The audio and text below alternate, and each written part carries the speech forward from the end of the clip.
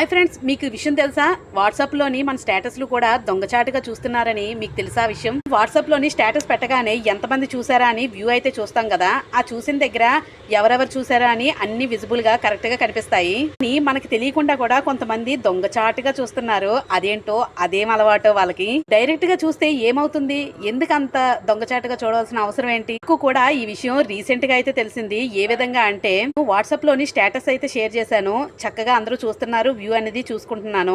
అయితే విధంగా ఆ స్టేటస్ నుంచి డైరెక్ట్ గా వీడియో నుంచి రిప్లై అయితే వచ్చింది. ఇదేంటి, మన వాట్సాప్ స్టేటస్ వీళ్ళు చూడకుండానే ఇలా ఎలా రిప్లై ఇవ్వగలిగారు అని చెప్పేసి కొంచెం థాట్ అయితే వచ్చింది. ఏంటి ఈ లాజిక్ అని చెప్పేసి ఇప్పుడైతే అర్థమైంది. వాట్సాప్ లో వచ్చిన కొత్త సెట్టింగ్స్ చక్కగా హైడ్ లో ఉండి చక్కగా మన స్టేటస్ ని దొంగచాటుగా చూసేస్తున్నారు. అసలు ఎందుకు చెప్పండి అలాంటి అలవాటు?